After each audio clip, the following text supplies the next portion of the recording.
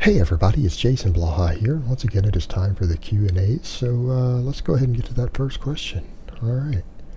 Hey Jason, I'm running your 5x5 for cutting, and I've noticed that my weight loss has been very slow on the scale. However, my waist is getting slimmer quicker than expected. Do you think I may be recomping, or is there some other explanation? Thanks.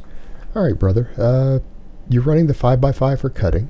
The weight loss is very slow on the scale. But is your strength going up? And that seems to be the impression I'm getting. If you're running the cutting version and you're adding pounds to the bar, and if you're doing an exercise that you've been doing longer than about 3 weeks, in other words, if you were squatting before you started this program and you add any weight to the squat, you gained muscle. If you were bench pressing regularly with the same technique before you started this program, at least 3 weeks continuous, and you are adding weight to the bar, you are gaining muscle in the muscles involved in those exercises. So just using those two lifts as an example, when you start a new exercise, it's not uncommon to gain strength for up to 3 weeks on the exercise, sometimes with minimal muscle gain due to neural adaptation. But if these are lifts you have at least 3 weeks of continuous experience with, and you are adding anything successfully to the bar, in other words, if you were squatting, 5x5 with 135 and you've gone up to 165, after starting the cutting version and starting your cutting, you're gaining muscle. There is no other biological explanation. So your waist is getting smaller and your strength is going up. The only biological explanation for this is that you are recompositioning. In other words, you are gaining muscle and losing fat concurrently.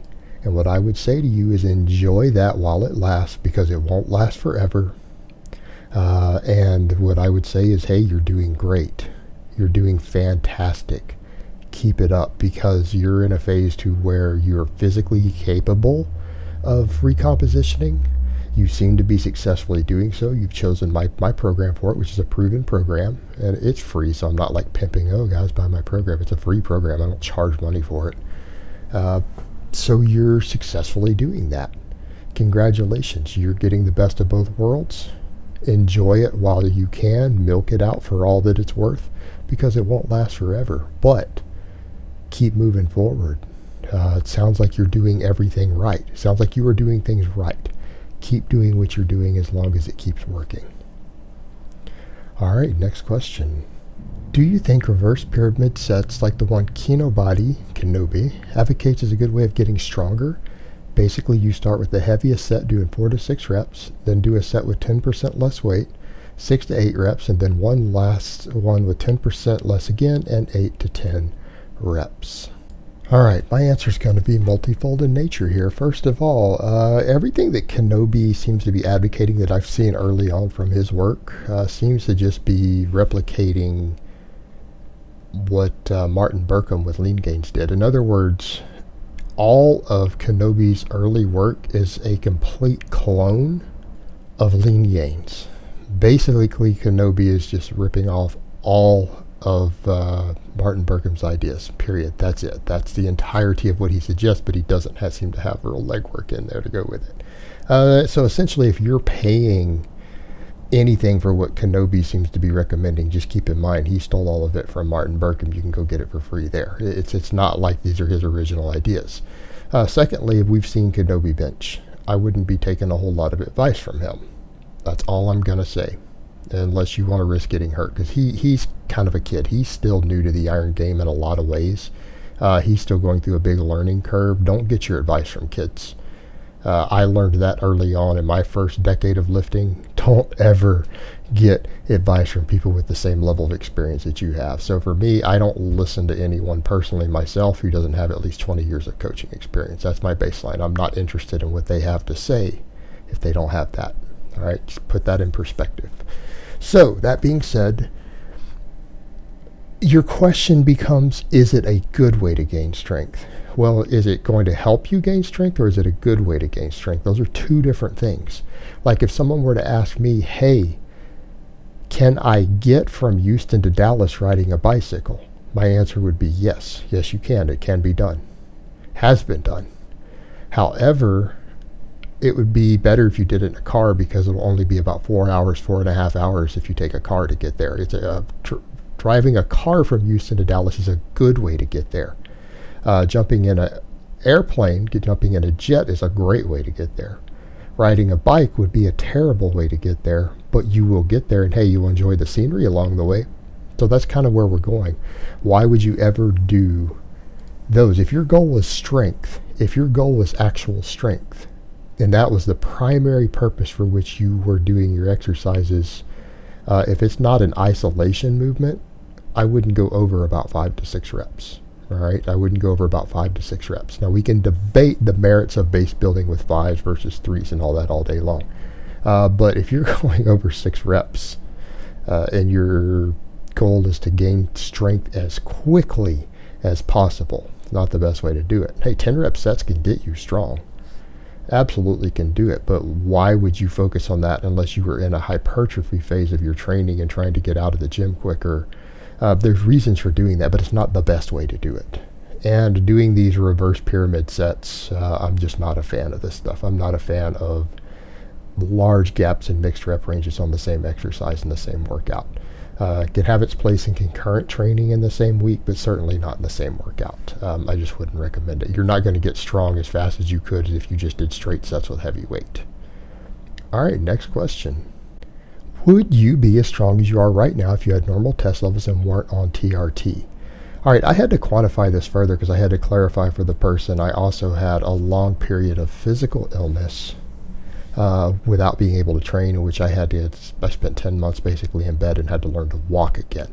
Also, my testosterone levels crashed due to the autoimmune issues and the cortisol issues related to my medical condition. So obviously for me, you have to factor that in. It's not just, hey, with or without the TRT. It's not a cut and dry for me. Had I not gotten sick, and so I had to ask, so are we assuming I never got sick and my testosterone levels didn't plummet much from where they were when I was 29 and got them tested? I went and got my testosterone levels tested at 29 because I had previously been a gear user. I had been completely off the gear for 2 years. Had done the full power PCT type stuff that Dr. Scally recommends and all that stuff. I had been off gear for 2 years at 29. I quit when I was 27. My test levels came back around 800, I think it was 802 nanograms per deciliter. Really high still, so no problems. And I tested my maxes about 6 months before I got sick. And pretty much had to quit training and everything. And at 30 years old, I could bench 405 and I could squat 550. That's stronger than I am now. So had I been allowed to continue training and didn't have any medical issues, would I be stronger than I am now? Well, I was stronger than I am now at that point. And had I been allowed to train unabated, no medical downtime, nothing like that, and at least get to the gym 2 or 3 days a week or 4 days a week, for the next 11 years, which would pretty much be where I am now, I think I would be a hell of a lot stronger than I am now. And I think that's a fair assessment. In other words, even if I didn't gain a single ounce of strength and I just maintained what I had for a decade, I would be stronger than I am now. I'm not squatting 550 right now. The most you guys have seen me squat is 508 on camera. I haven't benched 400 on camera. So hell yeah, I'd be stronger. And we'll see where I go pushing back forward now that I'm able to train unabated and all that, hopefully. And we'll see what happens, but the answer is I would absolutely be stronger without TRT if I didn't have the medical issues or the cessation of training. All right, next question. Hey, Jason, in the last Q&A, some guy asked about the body weight ratios for athleticism on the squat and deadlift. What's a good ratio for the front squat? Thanks. All right, great question, great question. The ratios on that are assuming you actually practice both. If you do not practice an exercise and you practice another, their ratios become irrelevant because you don't just walk in and get automatically good by default. It might take you, again, going back to that other question, remember that 3-week point? If you do a similar variation of an exercise, expect to make large gains in strength over 3 weeks. It's kind of like the whole point I made with the rack pull stuff the other day. A person who deadlifts 600 might only rack pull above the knee 700 pounds the first time they do it. They keep doing it for several weeks, they might break 1,000. But they could only do 700 for a rep or two the first time they tried it. It's only 100 pounds over their normal deadlift. it's going to take them a few weeks to get the motor pattern down.